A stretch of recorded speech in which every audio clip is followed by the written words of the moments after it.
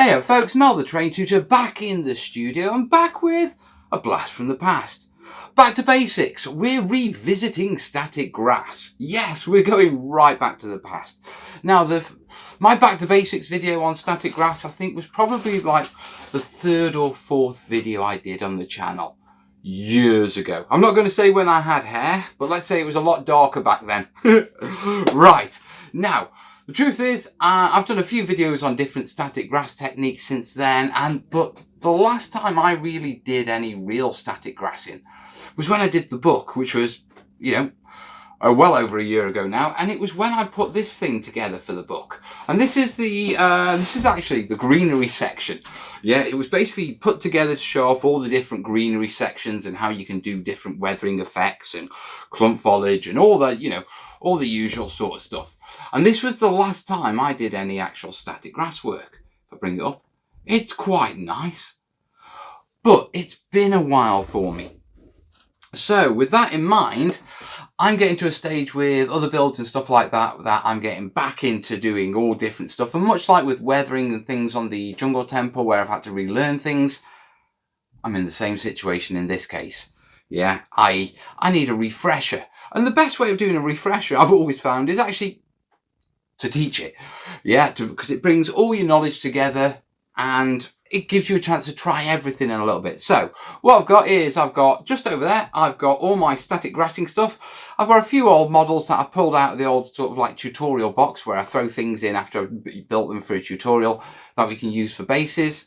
And we're going to have a wander through static grass techniques, what you can do with it, what the best thing is, and a lot of things I've learned along the way. So with that in mind, what we're going to do is let's start off looking at some grass. So let's actually talk about static grass. Right, what is it? Well, actually, it's just nylon fibers.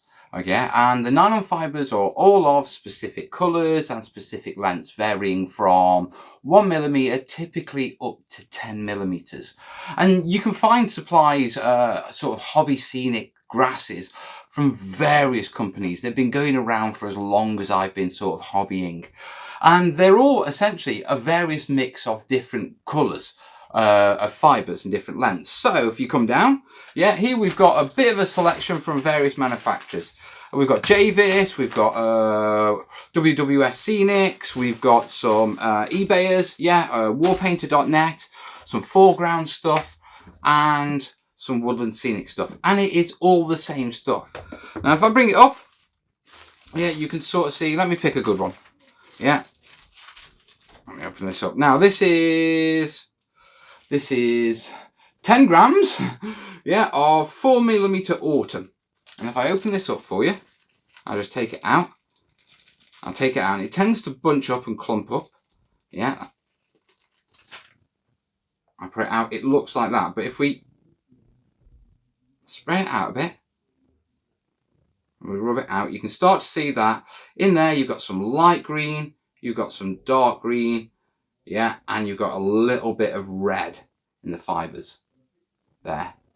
Okay, and that's how they make up the colours. So all of these colours down here, pretty much all of them are different blends of nylon fibres at different lengths. And quite often, when you're buying it from various scenic suppliers, you're actually buying the same sort of grass. And the reason I say that is because all these sort of companies, they all sort of get their grass from the same place, which is the same place as I get mine from. So give me a sec. Let me pull this over. Right, okay, that's not going to show on camera. Right, so what have we got here? Right, this is a big bag of static grass. Okay, this is half a kilo of frosted grass, which is grass with a bit of white in it. This is a 1/4 kilo of winter grass. It looks to be 4mm.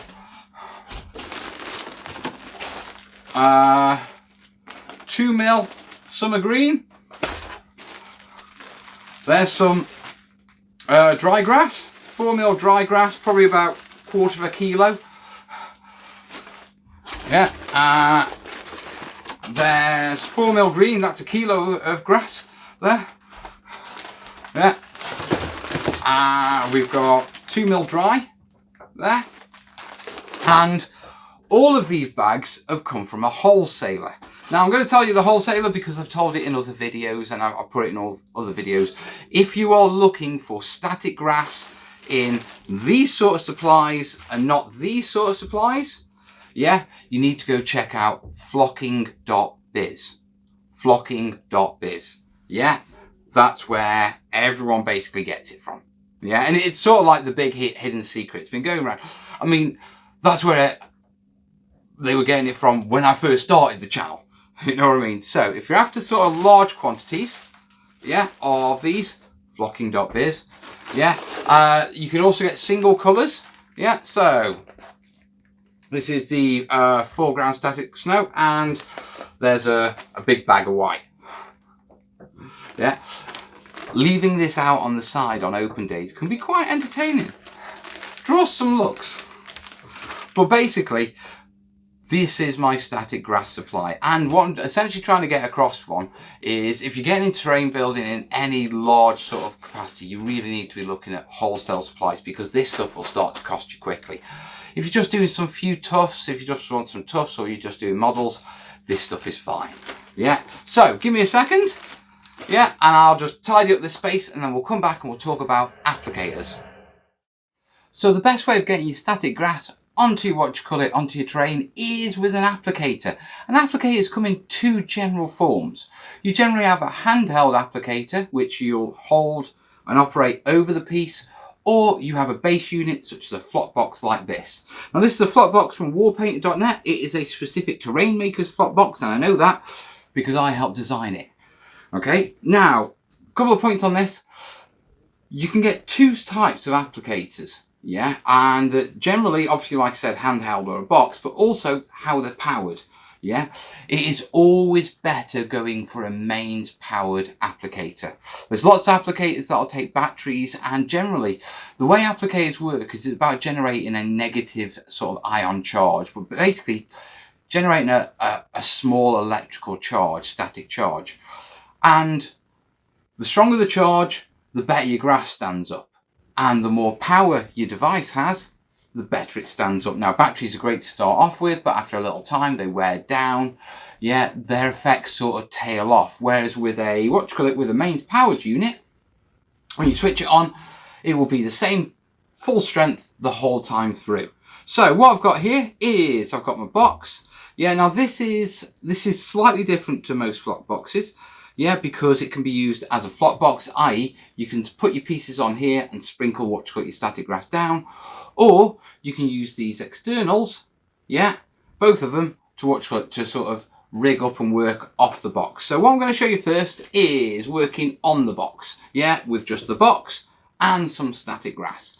So what I've got here, yeah, is I've got a little bit of MDF painted brown, and we're just going to smidgy, really thin, sort of covering. Yeah, a little bit of water. Now normally I brush this on and that sort of stuff because it'd be going over grass, but just for the purpose, let's get a nice smooth coat that way. Right, now, another thing you've got to be careful when you're working with static grass applicators and stuff like that is, one, if you have a pacemaker or anything like that, don't bother. Yeah, or really talk to your doctor first and make sure that, you know, you're not going to be killing yourself, guys. Next thing is just to remember that if you're doing a lot of static grass work, to mask up. You do not want nylon fibres going into your lungs, because once they're in, they don't get out. Yeah, and I do know people it's caused problems with. So if you're doing a lot of static grass and there's going to be a lot of static grass possibly going up into the air, mask up. Okay, I'm only using tiny bits in this situation, yeah, just so I can show you and talk as I do. I don't want to take the risk of what you're doing large amounts without a mask, to be perfectly honest. So we've got we put a little sort of thin foam down there, yeah, and we switch it on. Yeah, we've got coming out of our green terminal, well, coming out, we've got the red wire, comes to there, comes to our sieve. Okay, and what I'm going to do is I'm just going to do that. Now what you should be seeing straight away, so I'll just pull this to a side for 1 second. yeah, is if I bring it up straight away. See how that's standing up? Yeah, but it's quite thin. And the trick with working with static grass is to slowly build it up. Yeah, so yeah, you just keep basically going over and you will thicken it and thicken it. And it's just giving the opportunity to fill in. Now, the issue is, yeah, that as it goes, the more static grass that goes down, the less space there is for static grass.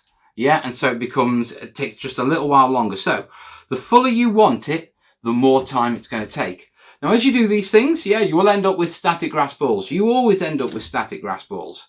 Yeah, best thing I've found is like a silicon cake thing. Yeah, and you can just go along and you can just mash them. Yeah, like that. And break them up. I'm back to shaking. Yeah, just rub them backwards and forwards and that'll break them up. These are quite dense actually. Right, I'm going to break them up, but first I'm switching the electricity off. Yeah, it is so easy to shock yourself when doing this by just being clumsy. So always remember, yeah, the moment you're going to touch anything, switch it off. So come in with these balls, and all I'm going to do is with my fingers, if I've got to do them with my fingers, it's just break them up. Once you sort of break them in half, they pretty much just fall apart. Put that there. Just break these up. Now typically I've got a sieve full of this stuff, so I don't have to do this often, and as I'm going, yeah, I'll be able to just rub them round like that. So back on. There you are, and as you can see, the balls have disappeared. Yeah, shaking it backwards and forwards. Yeah, keeping it low, about a centimetre off where I want it. And if I stop, shake off. Yeah, I'll shake excess back into there. And as you can see, yeah, we have a nice firm coating. Now what I want you to look at and be very careful about looking is you can see it's quite a light in the middle. If you remember the original point, it was actually quite smeared around the edges. Okay, so it doesn't take much PVA to adhere this stuff. And that's basically the simple way of using it on the box applicator. Now, if you want to move on from that and you want to move on work on a larger terrain piece or something like that, then what we're looking at is using the second probe. So quickly, let's put a bit more down on here. Yeah, a little bit of water.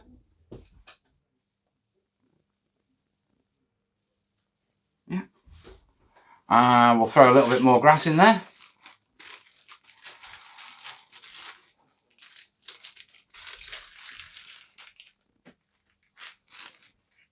And right, next connector. Now this is the next connector, and this attaches to the back of the box. Yeah, and if I very quickly show you the back of the box, oh, bring that down there. Yeah, you can see I've got two connectors. I've got the green in the red and the red in the green.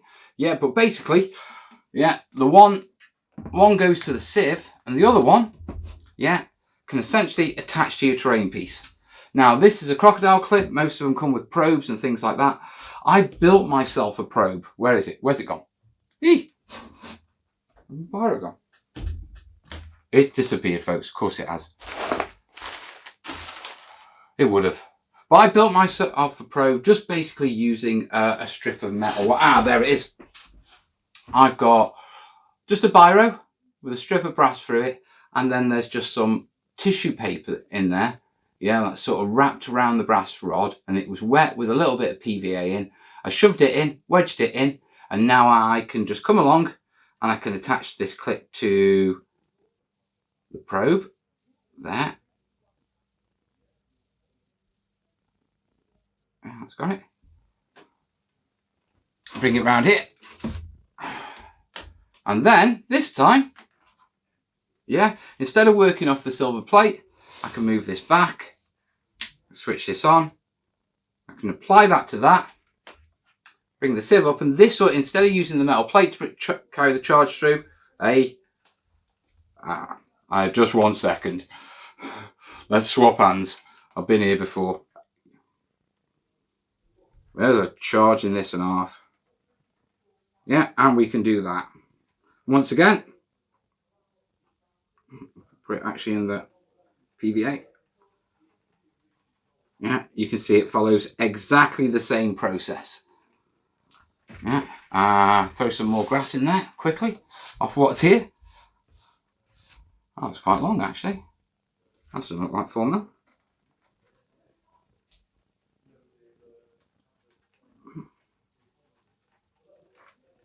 Time to stop. Bring it back down. Just tap off the excess and bring it back up. You can see exactly the same effect. A little bit thinner, but that's just because we took more time and we had more grass supply in there. That will end up exactly the same. It's the same process. So basically that's the sort of applicators you've got. You can use a flock box where you can work on the flock box. Okay, and that's really good if you're doing small pieces, if you're doing miniatures, or if you want to do things like tufts and stuff like that and make strips of that, which we'll cover in a second.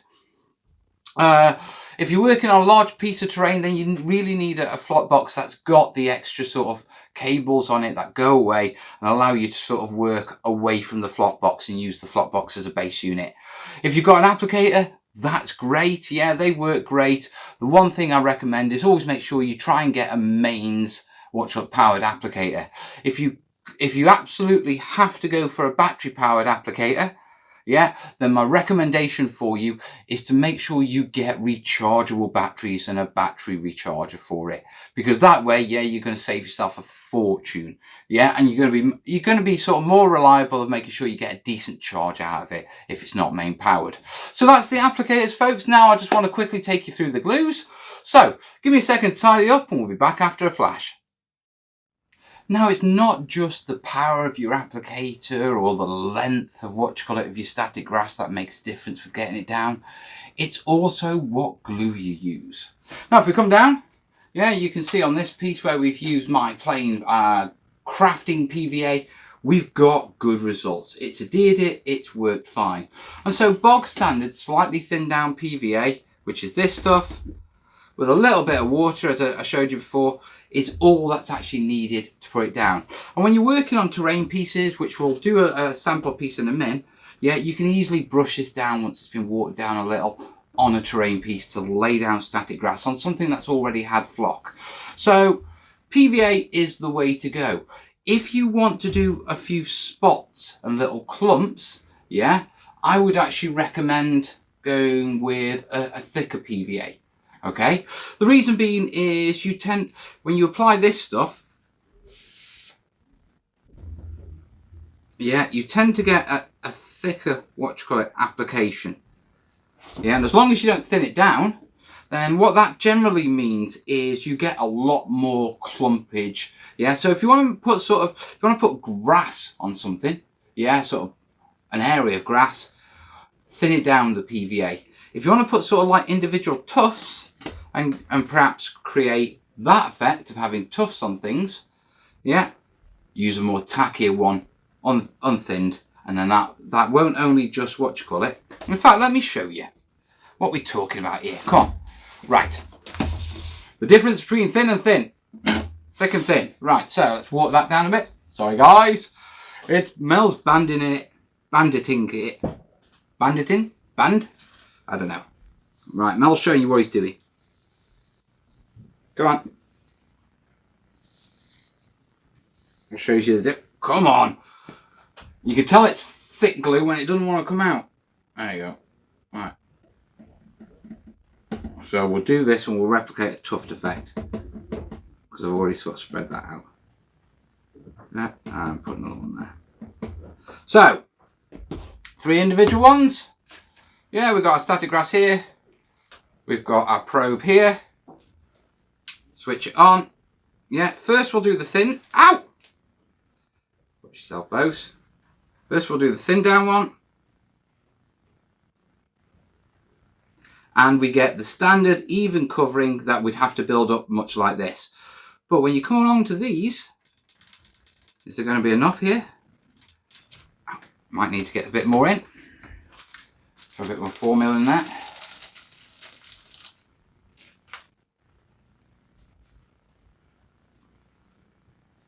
Yeah.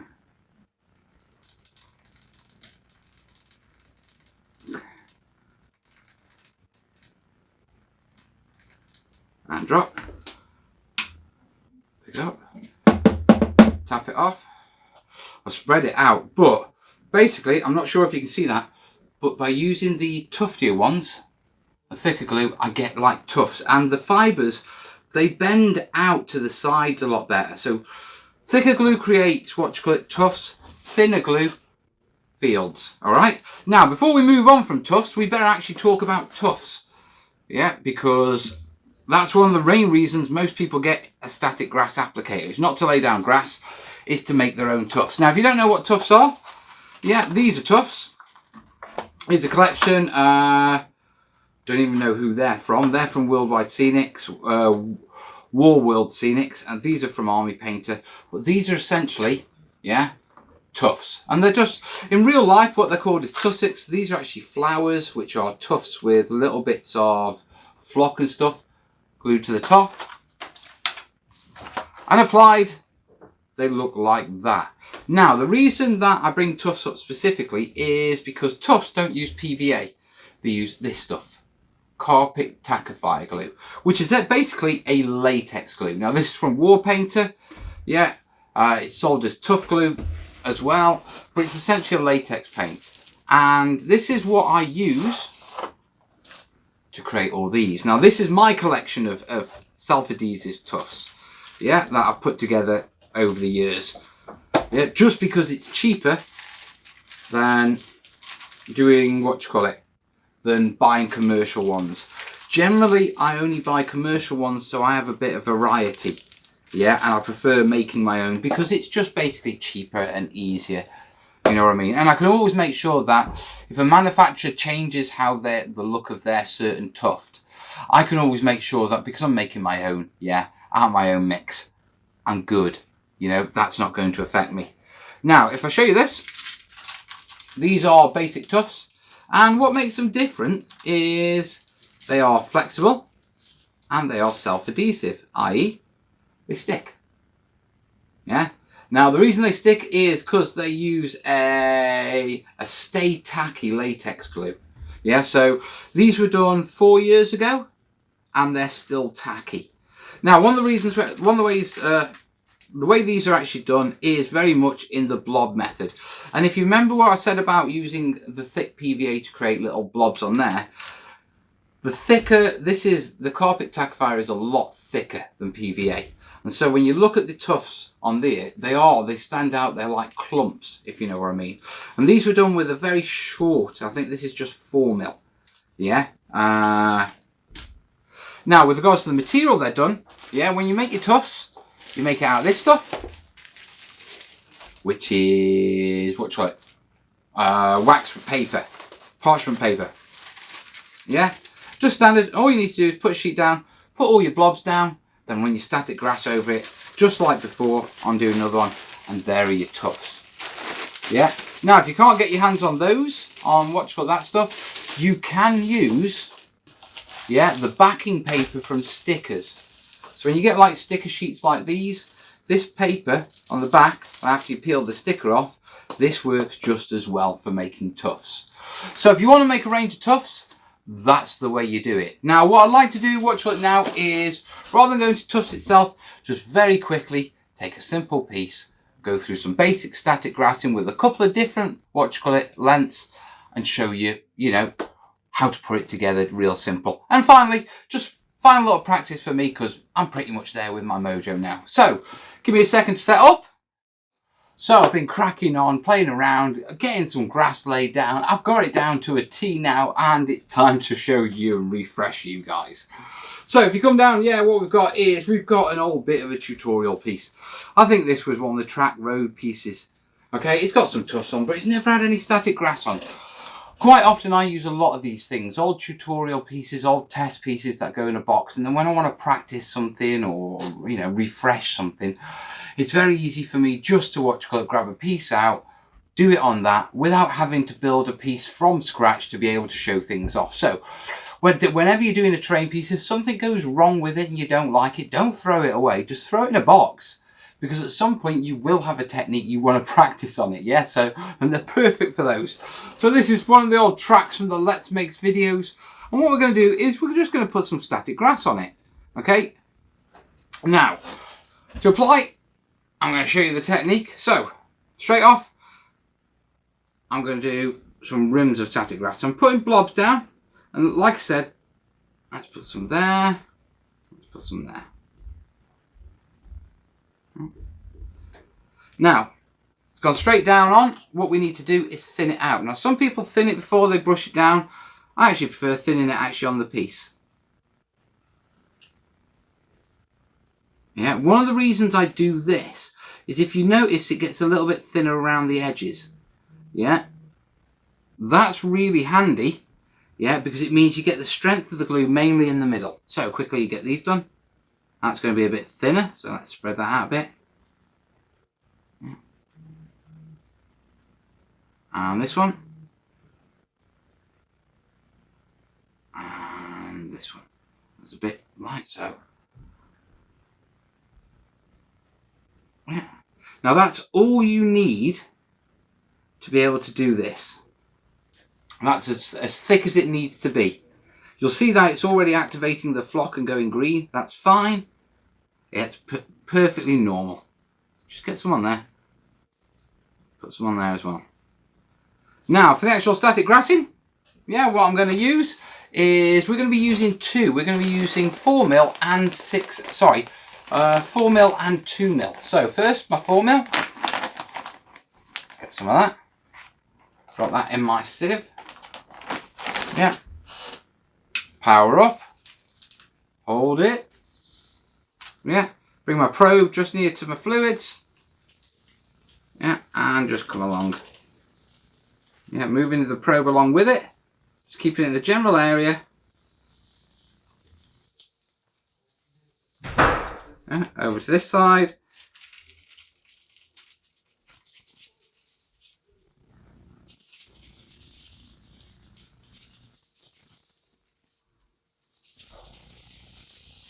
Right, you can hear it jumping.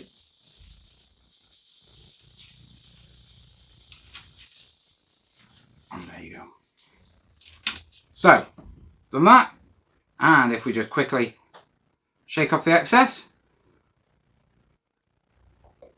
you can see how little effort it's taken to grass that up. Yeah. Now what I want to do is not just grass it up, vary it up a bit. So, just let me clean this back up and I'll be back in a sec. So now I've cleaned the area. Yeah. We're moving on and I've put 2mm in. Yeah. And the reason I'm using a different sort of length is dead simple. Yeah, this is going to drop in between those other places. You can see how quickly it's gone down. The shorter the fibre, the better it sticks, to be truthful, I found. Anything over 6mm, you'll tend to struggle to put down with an applicator. Yeah, but this is going down, no worries at all. And you'll notice I'm not even putting the probe into anything liquid. Yeah, so put all that down. Switch that off. Look how cozy that is. Yeah. Tap it out. And then straight away, what you end up with is a far more undulated effect. That looks far more like real grass. You see, if you use just say 4mm and you apply it everywhere, it looks like a mowed lawn with all the grass at a certain length. Whereas if you vary between 2mm, 4mm, and even throw a bit of 6mm in. Yeah, have I got any 6mm anywhere? In fact, no, I'll tell you what we'll do. Rather than throwing 6mm in, I'll show you another little trick. Okay, this is going to be interesting. I'm doing this on the fly. Right. Yeah, brush. Put that a bit of PVA on there. Yeah. Get it on my brush. Yeah, so I've just got a bit of thin PVA on the brush. And what I'm going to do, really you should wait until this is dry before you do this. But I'm just going to, yeah, I think I'm going to have to wait till it's dry to do this. That's not going to work. Let's leave that. Can I do it on there? That's dried a bit. Let's try this. I'll show you this on this then. Can I do it on here? Yeah, I can do it on here. So what I'm doing on here is I'm dry brushing the top of the grass with thin down PVA. And then what I'm going to do, let's come along, go across the top, yeah, end it, and there you go. You can use that to build it up, make it even more scraggy, make it even more all over the place, if you know what I mean. So that's it. That's basically static grassing. Now there's a load of other stuff that you can do with it that I've shown in other videos, like you can spray it, you can dry brush it. The main thing is I'm rushing ahead here a bit and watch it. You should really let your PVA dry before you layer it up. But if you want really good static grass results, don't rely on one length. Yeah, don't just go 4mm. Grab yourself 2 different lengths of the same colour. Yeah, it allows you to put it down and it allows you to lay it down and create a far more realistic look. And then once it's dry, you can come in, you can use acrylic paints and dry brush the top of them, making the tips lighter. You can use an airbrush and you can spray them with inks and things like that, just like I've done on this one.